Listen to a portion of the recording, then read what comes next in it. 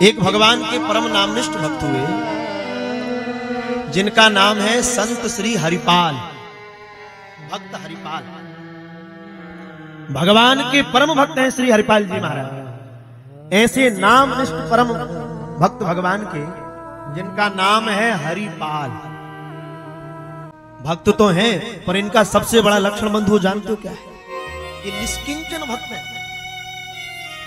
नाभाजी लिख रहे हैं हरिपाल जी का जन्म अकिंचन भक्त के रूप में हुआ और ऐसे अकिंचन भक्त बनकर आए। केवल इनके जीवन में एक ही गुण था, संत सेवा में इनका चित्त इतना लगता था, ऐसा चित्त लगता था, इनका नियम था प्रतिदिन संतों को भोजन कराना फिर कुछ पाना। पहले संत प्रसाद पाएंगे फिर स्वयं प्रसाद पाते थे। ऐसी संत सेवा में प्रीति है भगवान। क्यों? बार बार परम प्रसन्न हो रहे हैं, हे प्रभु आज मेरे घर में संत आए। और सच बताएं, ठाकुर जी का कोई प्रिय आ जाए, भगवान का कोई वैष्णव आ जाए, संत आ जाए, जीवन धन्य हो गया। ये आचार्य श्री हरिपाल जी कह रहे आज के दिवस की मैं लेऊं बलिहारा, मेरे घर आया राजा राम जी का प्यारा। संत आते और क्या करते? उनके चरण पखारते, चरण पखार कर मस्तक पर चंदन पधराते, साधुओं को पंगत कराते, साधु प्रसाद जीमते। और ऐसे भक्त थे भगवान के, ठाकुर जी ने खूब दिया पर अभी विवाह नहीं हुआ। धीरे धीरे चलकर योग हो गए। जब विवाह करने का समय आया, ऐसे ब्रह के साम्राज्य में डूबे हुए, ऐसा ब्रह उनके जीवन में है। और हम निवेदन करें ठाकुर जी अपना ब्रह किसी किसी अकिंचन प्रेमी को दे। रोते रहते, बस संतों के चरणों की रज को मस्तक से लगाते रहते। हम निवेदन करें आपसे भैया, हम लोग प्राय क्या करते, कोई महापुरुष जन आए, संत आए, उनके तुरंत चरण पकड़ने के लिए लालायित हो जाए। दास बहुत विनम्रता पूर्वक है। संत जन हमारे यहाँ गौड़ीय परंपरा में कहा जाता है, साधु चला जाए तो उसके चरणों की रज को उठाकर मस्तक से लगाइए। उनके चरणों की रज में कितना प्रभाव। धीरे धीरे योग हो गए, बड़े हो गए। माँ बाप कहते पाणी ग्रहण संस्कार होना, विवाह होना है। माता पिता से कहा हम विवाह तो कर लें, पर हमारी एक शर्त है। उन्होंने कहा क्या शर्त है? बोले हम प्रतिदिन संतों को भोजन कराते हैं, हम जिस कन्या से विवाह करेंगे बस वो हमारे संकल्प में हमारा साथ दे। ऐसी कोई गृहिणी मिले जो संकल्प में हमारा साथ दे। खूब खोज करी, सबने कहा बोले हरिपाल विप्र से पानी ग्रहण करना। बोले कर लेंगे, पर उनका संकल्प है। बोले क्या? प्रतिदिन साधुओं की सेवा करना, साधुओं को भोजन कराना। तो जैसे ही जो कन्या सुने तुरंत मना कर दे, अरे बाबाओं के चक्कर में कौन फंसेगा, कौन साधुओं के चक्कर में फंसेगा। ये बात सब नहीं जानते ना। संत की कृपा, हमारे पूज्य गुरुदेव भगवान कहते हैं संत मिलेंगे तो ठाकुर जी निश्चित मिलेंगे। ये संत की सामर्थ्य है जो अकिंचन से अकिंचन जीव को भगवत प्राप्ति करा सकता है। आहा, धीरे धीरे समय व्यतीत हो गया।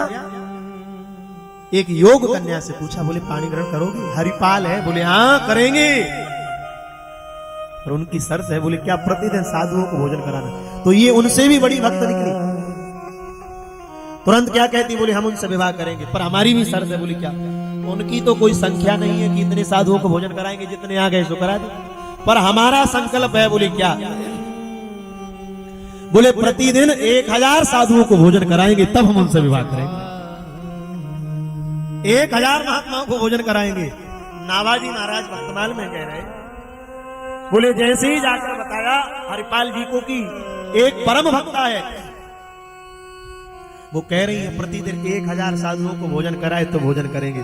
प्रसन्न हो गए, बोले आहा, हम तो सोचते थे कि हम ही संतों के भक्त हैं, पर ये तो परम भक्ता निकली। कोई बात नहीं, हम प्रतिदिन उनके संकल्प के साथ ही अपना संकल्प करेंगे। क्यों? आचार्य चरण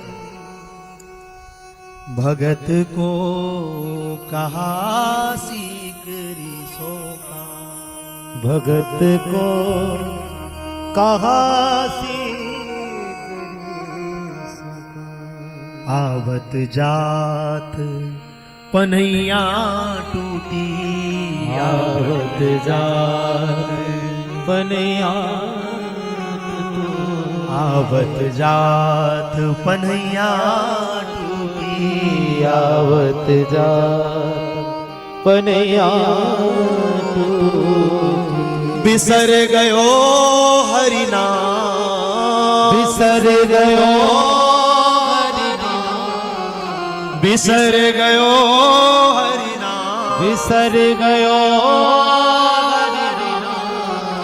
भगत को कहा सीख सो काम, भगत को कहा सीख रे सो काम। क्यों? आवत जात पनैया टूटी, बिसर गयो हरि नाम, भगत को कहा सीख रीसो काम। आते जाते पामन की पनैया टूट गई, स्मरण नहीं है। बोले कौन? सब कुछ देने राजी। बोले नहीं, भक्त के लिए संसार नहीं चाहिए, भक्त को तो भगवान चाहिए। हरिपाल जी परम प्रसन्न है। और जब पानी ग्रहण संस्कार हो गया, ठाकुर जी ने खूब धन दिया। श्री अग्रदेवाचार्य जी महाराज नाभादास जी संवाद करके कहते हैं, नाभाजी कहते गुरुदेव, हरिपाल जी एक ऐसे विलक्षण भक्त हैं, ठाकुर जी ने जिस घर में उनको जन्म दिया, खूब संपन्न परिवार है, खूब धन है, पर भैया कमाओ एक पंजी मत, बस लौटाते जाओ। तो जिसके यहाँ खजाने भरे हो उसका खजाना भी खाली हो जाएगा। कमाना तो पड़ेगा, पर हरिपाल जी की स्थिति क्या है? कमाते कुछ नहीं, बस भंडार भरा रखा है, साधु सेवा में लगा देते। लगाते लगाते स्थिति क्या हो गई? आज धीरे धीरे धीरे धीरे घर का सारा धन समाप्त हो गया। जब सारा धन समाप्त हो गया, पत्नी रोकर कहती, अब ऐसा लगता है अब तो संकल्प टूट जाएगा। कहा कोई बात नहीं, लोग हमारा बहुत आदर करते हैं, तो क्या करने लगे, अब बाजार से कुछ उधार लेके आने लगे। बाजार जाएं, लोग उधार भी देना तैयार हो गए। खूब समय तक दिया, फिर विचार किया, बोले लौटाते तो है नहीं, लौटाते बिल्कुल नहीं है। अब तो आसपास के लोग भी जो है ना, वो भी धीरे धीरे जैसे हरिपाल को देखें, हरिपाल की पत्नी को देखें, तुरंत दरवाजे लगा देते, तुरंत द्वार लगा देते। अब तो दोनों विचार करते क्या करें। अब ऐसा लग रहा है अब हमारा संकल्प टूट जाएगा। पर उन्होंने मन में विचार किया, भले ही प्राण चले जाएं, पर ये संकल्प टूटने वाला नहीं है, प्राण निकल जाएंगे अगर ये संकल्प टूट गया तो। क्या करें? आप आश्चर्य करेंगे, बाजार से उधार मिलना बंद हो गया, लोगों ने देना बंद कर दिया। श्री नाभाजी महाराज कहते हैं, अब तो हरिपाल जी ने एक दूसरा उपाय खोज लिया। पत्नी से कहते चिंता मत करो। बोले क्या? बोले बस अब हम चोरी करेंगे। बोले बहुत ध्यान से सुनिए, हम चोरी करेंगे। पत्नी ने हाथ जोड़कर कहा, ये भक्त का काम है चोरी करना। हाथ जोड़कर क्या कहते हैं, हम अपने लिए थोड़ी कर रहे हैं, साधुओं के लिए कर रहे हैं। और सुनो देवी एक बात कहें, बोले साधुओं के लिए कर तो रहे हैं, पर किसके यहां से चोरी करेंगे? बोले अभक्त के यहां से, भक्त के यहां से नहीं, जो अभक्त है, अभक्त के यहां से चोरी करके लाए। अब कई बार चोरी करके लाए। एक दिन अर्धरात्रि में चोरी करवे गए, तो एक किसी वैश्य सेठ के घर में प्रवेश कर। जब सेठ के यहां प्रवेश कर गए, तो खटर पटर की आवाज आई, तो तुरंत उस वैश्य कुमार की बेटी जाग गई। उसने तुरंत देखा कोई चोर प्रवेश कर गया, कोई चोर प्रवेश कर गया। तो पिताजी के पास सहन करे, कहा पिताजी कोई चोर प्रवेश कर गया। पिताजी ने जैसे ही सुना तो बेटी का मुंह दबा दिया। नहीं बेटी, ये चोर नहीं है। तो अरे बेटी, ये तो भगवान के परम भक्त श्री हरिपाल जी है। हमारा सौभाग्य है, हमारा ये धन संतों की सेवा में जाकर लगेगा। बेटी ये चोर नहीं है, ये तो ठाकुर जी के नाम निष्ठ अकिंचन भक्त है। इन्होंने अपना सब लुटा दिया, खुद का लुटाकर फिर दूसरे का लूटने आए। पिता और पुत्र की वाणी को जब हरिपाल जी ने कान में सुना तो जो ले जा रहे थे सब वहीं छोड़ दिया। अरे राम राम राम, ये तो भक्त है, ये तो परम भक्त है। मैं तो अभक्त के यहाँ का धन ले जाता हूँ, ये तो भगवान का परम भक्त है। छोड़कर चल दिए। प्रभात हो गई, आंखों से आंसू गिर रहे। पत्नी ने पूछा क्या बात है, आज कुछ लाए नहीं? बोले क्या बताएं, अब निश्चित लगता है हमारा संकल्प टूट गया, हमारा ये संकल्प अब टूट जाएगा। आज कुछ नहीं मिला, आज तो हम जिसके पास गए थे वो तो परम भक्त निकले, हमने सब कुछ वहीं त्याग करके चले आए। और उसी समय महाराज जैसे जैसे भोर होती जाए, साधुओं की जमात चली आ रही। दोनों पति पत्नी द्वार पर खड़े आदर कर रहे। मेरे मन में तो यही बड़ो चाह, संतन को देखूं आप तो, संत हमारे माता पिता हैं, संत ही भाई बंधु, संत मिले तो मैं मिल जाऊं। श्री अग्रदेवाचार्य महाराज कह रहे, श्री हरिपाल जी कहते मैं तो जीवन में संतों को आते देखना चाहता हूं। रो रहे। पत्नी ने कहा नाथ, तो ये महात्माओं की जमात आकर बैठ गई, कौन खिलाएगा इनको, कैसे खाएंगे? बड़ी भारी संतों की मंडली आ गई नाथ, क्या करें? पर फिर भी पत्नी से क्या करें, आज बड़े भाग है। बोले क्यों?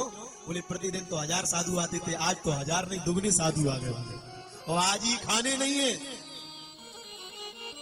पर भैया सच्ची बात है, भक्त कभी भगवान का भरोसा नहीं छोड़ता। भरोसो दृढ़ इन चरणन को।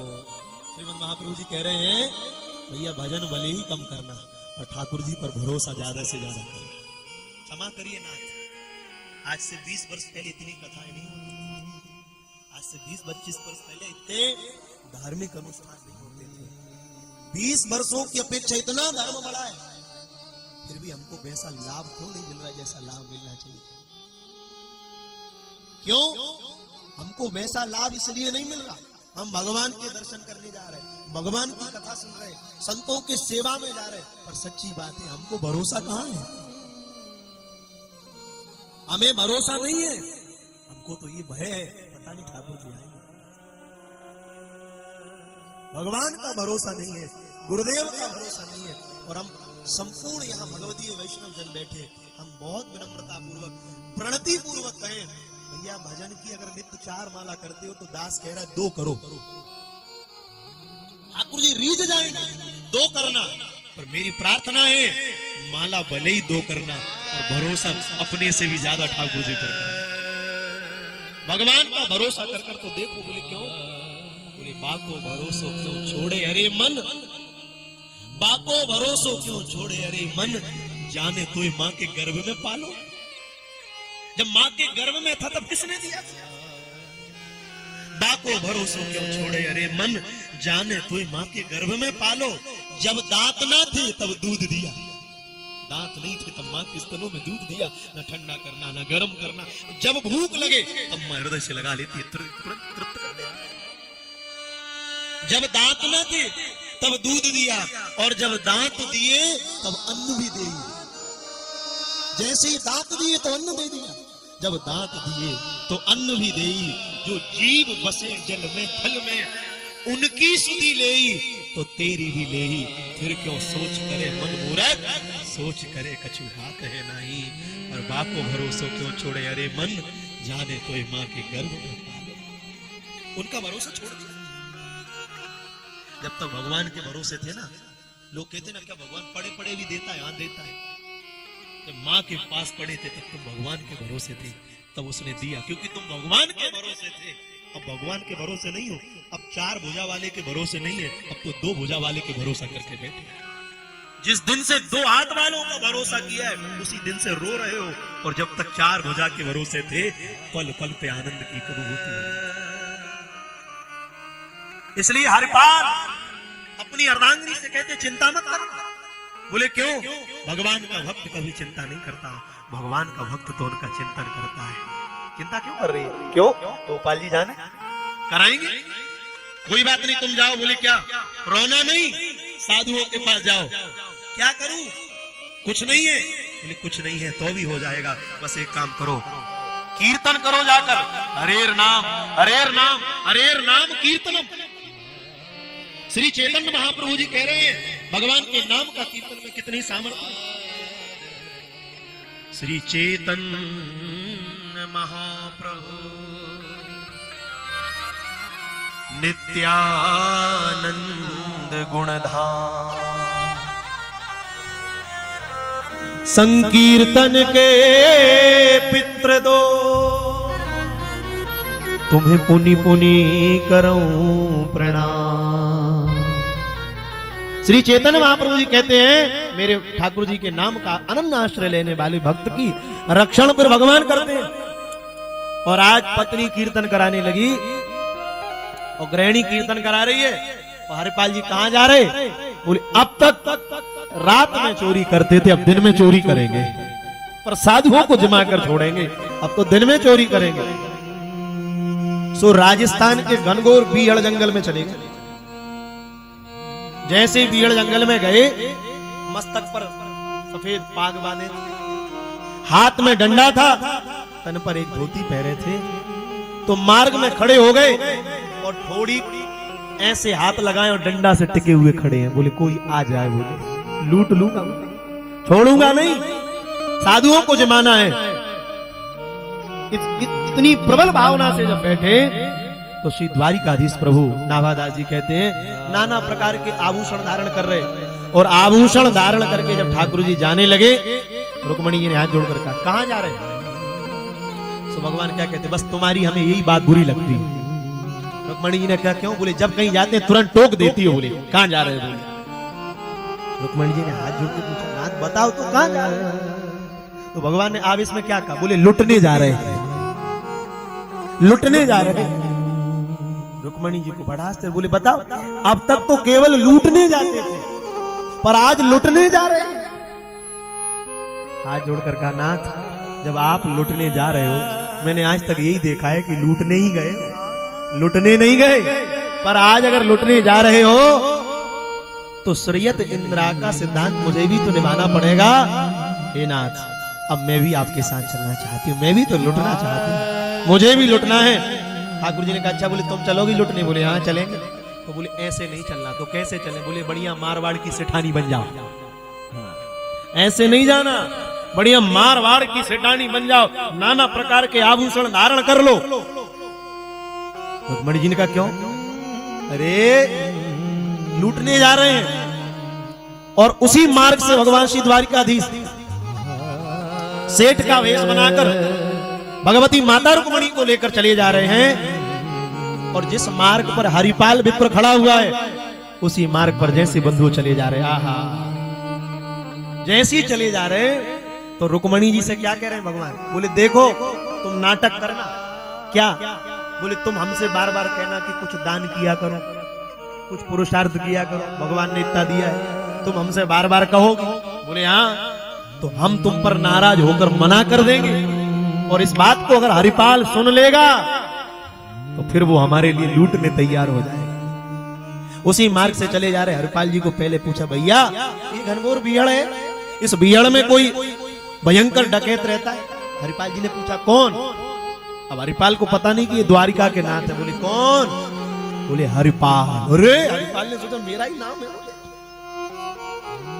अच्छा तो बोले भैया ये घनघोर जंगल पार करा दो, उसके बदले हम आपको कुछ स्वर्ण की मुद्राएं देंगे। जैसे हरिपाल जी ने सुना भैया मैं पार करा दूंगा, पर एक काम करो। बोले क्या? पार कराने के बदले तुम जो देना चाहते हो पहले ही दे दो। बोले क्यों? आप मुझे दे दीजिए, मैं अपनी पत्नी को देकर आऊं, महात्मा भूखे बैठे हुए हैं, साधु सेवा हो जाएगी। भगवान के नेत्रों में अश्रु भरे धन्य है हरिपाल।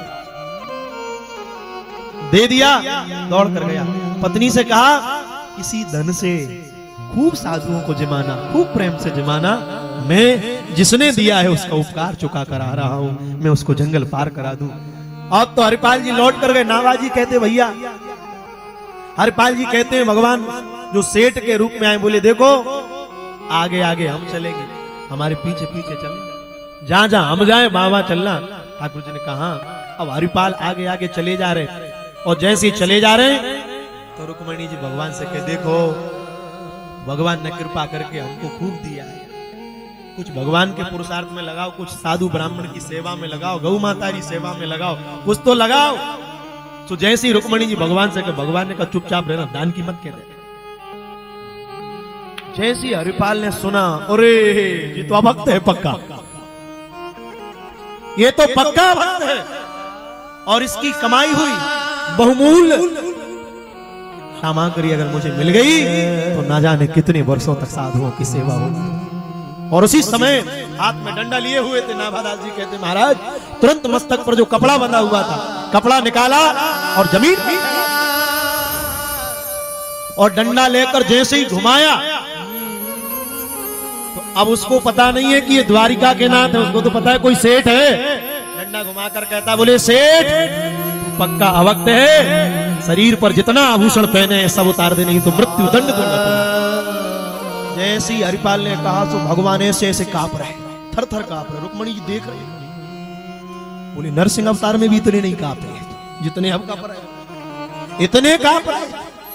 भगवान कांप रहे, मुद्री काहे निकाल रहे, आभूषण निकाल रहे महाराज। धीरे धीरे सब निकाल गए। कहा भाई अब तो छोड़ दे, बोले अभी छोड़ दूं, ये तेरी सेठानी इसके पैर से लेकर शिखा तक के सारे आभूषण निकाल देना, मैं पर नारा भी स्पर्श नहीं करता। भगवान रुक्मणी जी से कहते निकाल दो। रुक्मणी जी क्रोध भर के देखी, मैं निकाल दूं? बोले मैंने कहा था लूटने जा रहे हैं ना, लूटने आए, निकालो सब। रुक्मणी जी धीरे धीरे सब निकाल रही। हरिपाल जी कह रहे हैं जल्दी जल्दी करो। अब वो एक मुद्रिका फंस गई उंगली में, बोले देख भाई ये छोड़ दे। बोलिए बहुमूल रत्नों से जड़ी हुई मुद्रिका है, न जाने कितने साधुओं की इसके द्वारा सेवा हो जाएगी, शीघ्रता से निकाल दो नहीं तो उंगली को काट कर अलग कर दूंगा अभी। और जैसे ही रुक्मणी जी से कहा सोई रुक्मणी जी को क्रोध आया, और भगवान ने जो रुक्मणी जी को क्रोध में देखा समझ गए अब हरिपाल विप्र को श्राप दे देगी। उसी समय जैसे रुक्मणी जी को क्रोध आने लगा, भगवान श्री द्वारिकाधीश ने चतुर्भुज रूप बनाकर हरिपाल को अपना दिव्य दर्शन दे।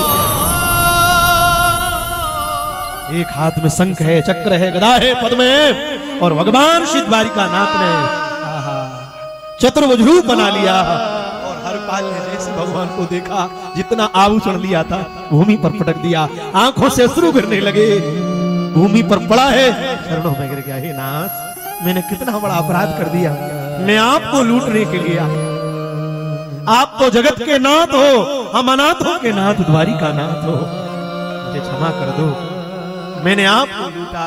ठाकुर जी ने श्री हरिपाल की भुजाएं पकड़ ली और हरिपाल को हृदय से लगा दिया। हरिपाल को हृदय से लगाकर भगवान कहते, हरिपाल मैं तो अभी भी लुटने तैयार हूं, पर हरिपाल सच कहूं आज भी लुटने तैयार हूं, पर तेरे जैसा भक्त है जो मुझे लूट सकता है, ये सामर्थ्य केवल तेरी है। धन्य है तूने संतों की सेवा के लिए सर्वस्व लगा दिया। धन्य है हरिपाल तेरी भक्ति, धन्य है साक्षात भगवती तुझे दर्शन दे रही है। नाथ आप लुटने आए मेरे द्वारा। हाँ हरिपाल, तेरे जैसा निष्ठा पूर्वक भगत इस भयंकर कलिकाल में कहां मिलेगा। जाओ मेरी अनन्य भक्ति को सदा तुम प्राप्त करना। हरिपाल चरणों में गिर गए, मेरे नाथ अगर मेरी साधु सेवा से प्रसन्न हो एक कृपा और कर दो। जाने से पहले हाँ हाँ कहो, मेरे पुरुषार्थ से आप नहीं आए। बोले क्यों? मेरी पत्नी के संकल्प से आपने मुझे दर्शन दिया। अगर वो मेरे संकल्प में साथ ना देती तो क्या मैं साधु सेवा कर पाता? हे गोविंद, मेरी पत्नी को दर्शन और दे दो, मेरा जीवन सफल हो जाएगा। ठाकुर जी रीझ गए, जाओ चलो तुम्हारी पत्नी को, जहां पत्नी बैठी है साधु बैठे, उनको पंकज जी माना है। आहा, जैसे ही कहा ठाकुर जी प्रसन्न होकर कहा कि हरिपाल ऐसे नहीं जाएंगे। बोले क्यों? बोले दोनों तेरे कंधे पर बैठ कर जाएंगे। एक कंधे पर द्वारिकाधीश बैठे और एक पर भगवती रुक्मणी बैठ गई हरिपाल के, और परम प्रसन्न होकर श्री हरिपाल जी चले जा रहे हैं। और जैसे गए साधुओं के मध्य में ठाकुर जी पधारे और अपनी गृहिणी को देखकर कहते, देख आज जीवन भर की साधु सेवा धन्य हो गई। बोले क्यों? बोले साधुओं के मुकुटमणि भगवान श्री लक्ष्मी जी के साथ आज हमें दर्शन देने के लिए हमारी कुटिया में प्रविष्ट कर गए। जैसे देखा चरणों में गिर गए, अब तो दोनों अकिंचन भाव से रो रहे। ठाकुर जी कह रहे देख हरपाल, हम भी नेक साधु सेवा कर लो, हाँ कर लो, हम भी करना चाहें। रुक्मणी जी कहे देख ले, हम भी रसोई सिद्ध करा दें। रुक्मणी जी संतों की सेवा के लिए रसोई सिद्ध कर रही, ठाकुर जी भक्त के साथ परोस रहे। और आज भगवान ने इतना सत्संग का सुख दिया हरिपाल जी को, और हरिपाल से कहा हरिपाल जाओ, मेरे जिस निकुंज की लीला का दर्शन बड़े बड़े योगियों को नहीं हुआ, बड़े बड़े परमहंस जिस निकुंज में प्रवेश नहीं करते, तुम्हारी साधु निष्ठा के कारण जाओ, तुम दोनों पति पत्नी मेरे नित्य निकुंज की लीला में विहार करने के लिए पधारोगे। ऐसी अनंतता भगवान ने श्री हरिपाल जी महाराज को प्रदान करी। इसलिए भैया ऐसे अकिंचन भक्त श्री हरिपाल जी हुए। नाभाजी महाराज कहते हैं सब कुछ लुटा दिया फिर लूटने गए। नहीं तो हमारे आपके जैसे लोग क्या कहें, कई लोगों के दिमाग में तो ये बात भूल बैठ जाएगी, बोली चोरी करके साधु सेवा करो। है? कोई बात नहीं, अच्छी कभी कभी चित्त में ये बात बैठ जाती है, पर ध्यान रखना हरिपाल ने पहले स्वयं पर जो था वो सब लुटा दिया, तब लूटा था। पहले तुम्हारे पास जो हो वो लुटाओ, फिर लूटने की तैयारी करना। हरिपाल जैसी अकिंचनता आएगी। क्यों? जिसको संत मिले भाई उसको भगवान जरूर मिले, अवश्य मिले। इसलिए हरिपाल की भक्ति ने